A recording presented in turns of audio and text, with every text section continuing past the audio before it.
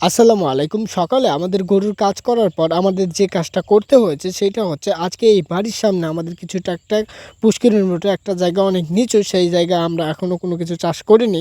প্রতি বছরই এই জায়গাতে আমরা রসুন বুনি, তো এইবারও রসুন বুনবো, সেজন্য এই জায়গাটাকে আজকে পরিষ্কার করব।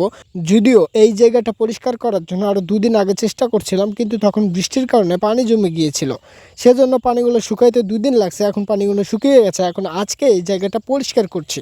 এখানে আমরা প্রতি বছরই রসুন বুনি, এইবারও এখানে রসুন বুনবো, সেজন্য জায়গাটাকে খুব ভালোভাবে পরিষ্কার করছি।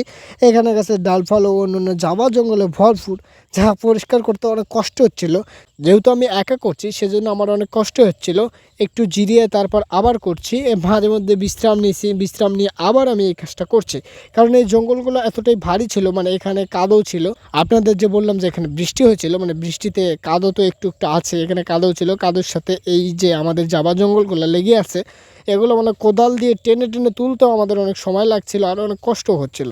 যাই হোক, এই জায়গাটাকে একটু কম মনে হচ্ছে, মানে ছোটোই দেখা যায়, তারপরেও ভিডিওতে একটু কম দেখা গেলেও এই জায়গাটা আসলে একটু অতটাও কম না যতটা কম ভিডিওতে দেখা যাচ্ছে। জায়গাটা একটু বড় সড়ো আছে। এখানে আমরা এর আগেও রসুন বুনছিলাম, তো এবারে এখানে রসুন বুনবো। জায়গাটাকে ভালোভাবে আগে ঠিক করতে হবে। আবার এখন জায়গাটা যে আজকে পরিষ্কার করব, মানে পরিষ্কার করার পরে জায়গাটা কুবাইতে হবে। কুবায়ে তারপরে আমাদেরকে রসুন বুনতে হবে। রসুন হয়তো আজকে বুনতে পারবো কি না জানি না, তবে আজকে বোনার জন্য অনেক চেষ্টা করব। আমরা যদি সারাদিনে এই কাজটা করতে পারতাম তাহলে হয়তো একদিনে হয়ে যেত। যেহেতু আমরা সারাদিন এটা করতে পারি না, সকালে আমাদের ঘাস আনতে হয়, ঘাস সংগ্রহ করতে হয় গরুর জন্য, ঘাস সংগ্রহ করে আমাদের গরু পালতে হয়।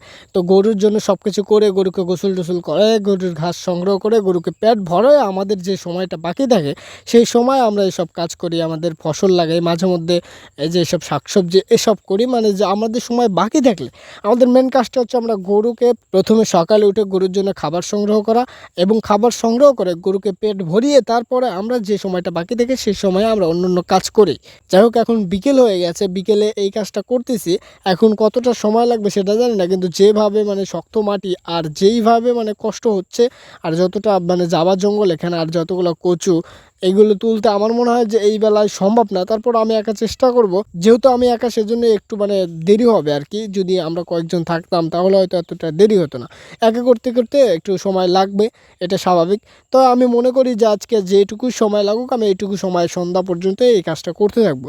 যদি সন্ধ্যার আগ পর্যন্ত আমি পারি রসুন বুনতে তাহলে রসুন বুনবো, আর যদি না পারি তাহলে কালকে সকালে আমার এই রসুনটা বুনতে হবে। পরিশ্রমীকে আল্লাহ কখনো ঠকায় না, অবশ্যই পরিশ্রম করতে হবে। যত পরিশ্রম করবে ততই ভালো। একটা কথা আছে ভাই, যে কষ্ট না করলে কৃষ্টি মেলে না। আপনাকে কৃষিকাজ করতে হলে অবশ্যই কষ্ট করতে হবে। তো সবাই ভালো থাকবেন আর আমার জন্য দোয়া করবেন। আসসালামু আলাইকুম।